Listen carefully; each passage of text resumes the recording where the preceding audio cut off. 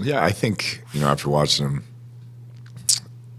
collectively as a defense and offense and special teams, we just all got to get better.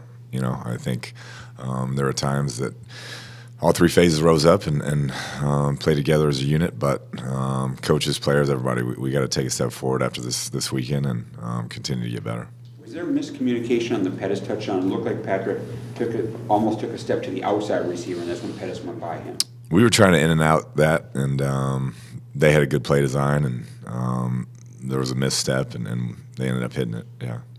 Kliff, how do you look at the whole moral victory deal? I mean, you're judged on wins and losses, but it's a work in progress. You guys took one of the best teams in football to the wire. I mean, can you kind of expound on that a little bit, like how you look at that as a head coach and a staff?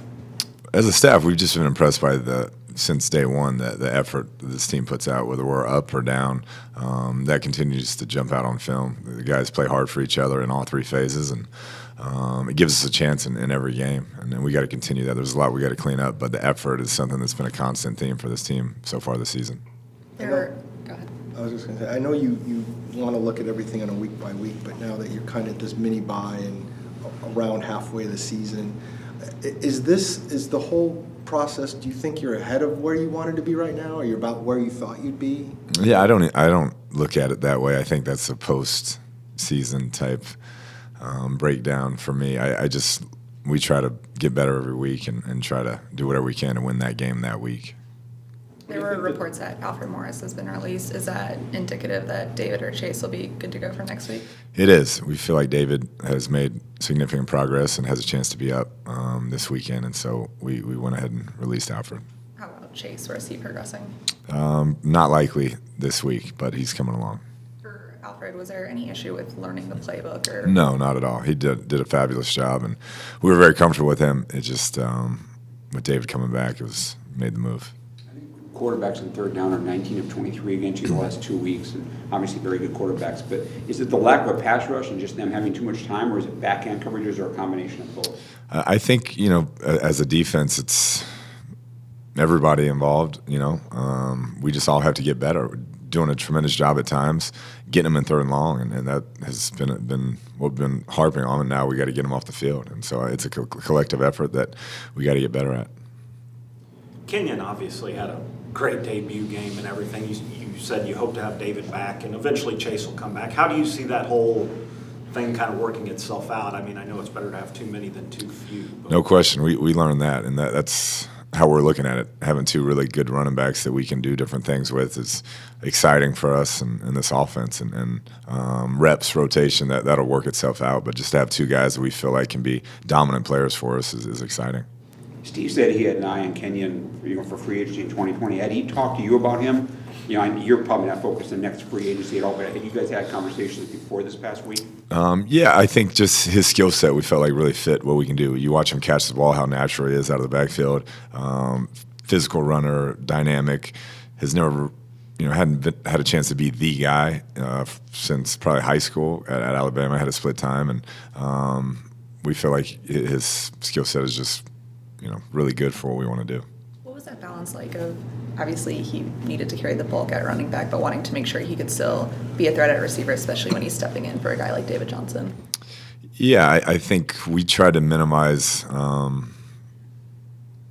plays, like specific plays at wideout for him. We wanted to make sure if he was catching out of the backfield or motioning out that it was very specific, and then try to put the whole playbook on him as a receiver. Did Patrick ding his shoulder yesterday? Is he okay?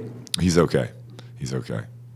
Do you feel like there's something you guys can do against past defenses? Other quarterbacks have had a lot of success, except for Daniel Jones, kind of week in and week out. Is there anything you guys can pinpoint as to limiting the pass offense of other teams? I mean, that's the work in progress. That's what we're trying to work through is how we can get off the field on third downs and slow those guys down. We played some very good quarterbacks, but as a unit, we just got to find a way to be better against the pass. Keyshawn and Andy, their playing time and roles kind of by week. Do you see them maybe taking on more on their plates, or is it just more you want to see progress? We hope so. I mean, we want them to continue to get better at this point in the season, and midway point, they're not really rookies anymore in our eyes, and they got to continue to develop and get better. I know you talked about the timeout last night, and you mentioned kind of just trying to get a look at it.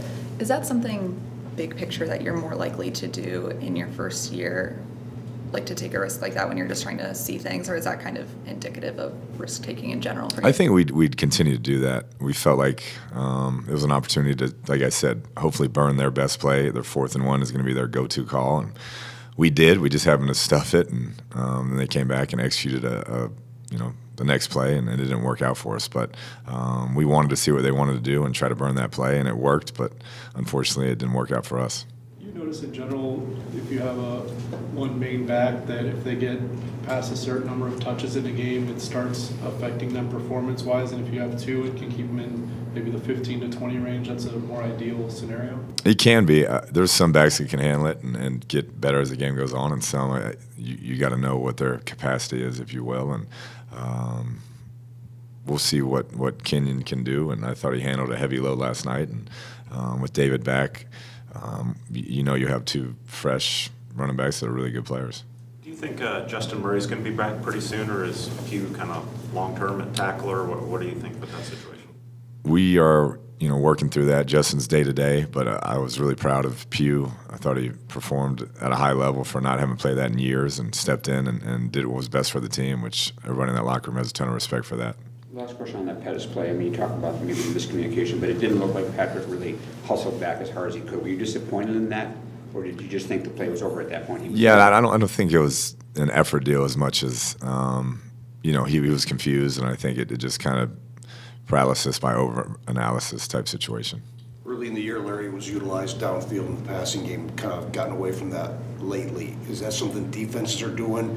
And is anything you guys can do as a coaching staff? Why is it happening? And what can you guys do to maybe get him more involved in that downfield passing game? Yeah, I mean, I think as a whole, once again, we're not throwing it 50 times a game like we were. And those big plays had come on some couple broken plays, different things like that, and there are a bunch of opportunities coming his way, and we threw it 24 times yesterday, and so the opportunities are down, and I think that's been more of a reason. I mean, when he touches it or it goes his way, he catches it, and we definitely need to do a better job of scripting things for him, but I just think situationally it just hasn't gone that way. Was Demir Bird a healthy scratch? He was. What's the challenge like of rotating in who you're having as an active each week when you're still trying to gauge some of these younger wide receivers, especially? That's it. You want to kind of see what you got and give all those guys a look and a chance in live action. And we felt like midway point wanted to see what Andy and Key, how they'd perform, and felt like they stepped their game up and wanted to push some more reps their way. And I expect that to be the case for a while.